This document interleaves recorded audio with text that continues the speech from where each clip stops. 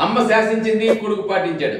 Padala Kalyan captain గా మారాడు. అవునండి, ఇది వాస్తవం, నిజమే మీరు వింటుంది. పడాల కళ్యాణ్ చివరి కెప్టెన్.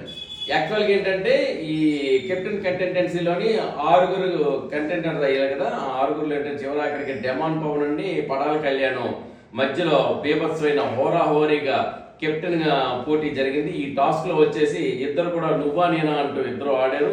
ఆ టాస్క్ లో ఏంటంటే మరి డెమాను కెప్టెన్ అవ్వాలనే దానికి సపోర్ట్ రీతు వైపు నుండి వస్తే, మరి కళ్యాణ్కి వచ్చేసి ఇంకా ఆల్మోస్ట్ మిగతా వాళ్ళందరి దగ్గర నుండి వస్తుంది.